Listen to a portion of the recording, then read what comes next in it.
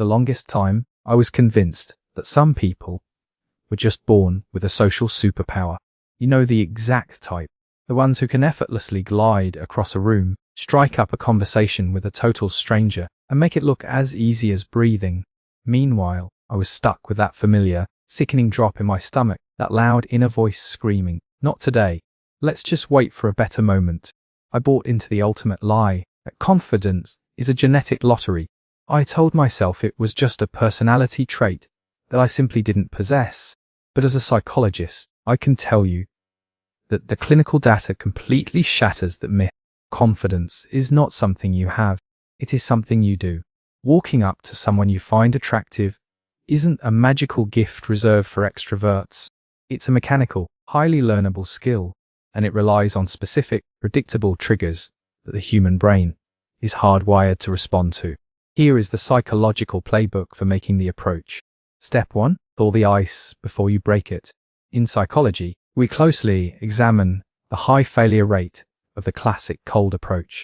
The reason it usually backfires has absolutely nothing to do with your opening line.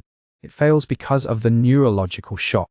You are forcing another person's brain to jump from zero social engagement to 100% in 1 second flat. It immediately triggers their threat response. The antidote is a concept called social priming. It's remarkably simple. You create a tiny, low-stakes interaction before the actual conversation even begins. Catch their eye across the room. Offer a brief, genuine smile.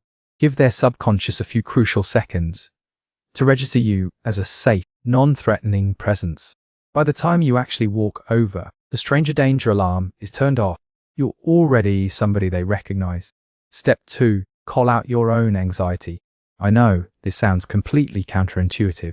We're taught to fake it till we make it, to look unbothered, stoic, and impossibly cool. But the sheer mental effort it takes to suppress your nerves drains the exact cognitive bandwidth you need to actually hold a good conversation. Harvard researchers study a phenomenon called anxiety reappraisal. They found that vocalizing your fear immediately diminishes its physiological power. If you walk up and simply say, "I have to be honest, I was absolutely terrified to come over here," something magical happens. The tension shatters. You become instantly, undeniably human. More importantly, it makes the other person feel uniquely chosen rather than just targeted. And making someone feel chosen is the fastest route to pure, irrational attraction. Step 3. Trade performance for curiosity. For years, people have ruined their first impressions by trying to be impressive. The problem is, the energy of trying to impress someone reeks of a performance. It feels tense. It puts a heavy, awkward pressure on the interaction. It suffocates it before it can even breathe. The ultimate fix is profound, unhurried curiosity. Psychological studies consistently prove that when you ask questions from a place of genuine interest, not just waiting for your turn to speak, but truly wanting to know who they are, you are perceived as significantly more intelligent and attractive. Forget about proving your worth. People don't fall in love with how fascinating you are, they fall in love with how fascinated you are by them. Step 4. The power of a single name.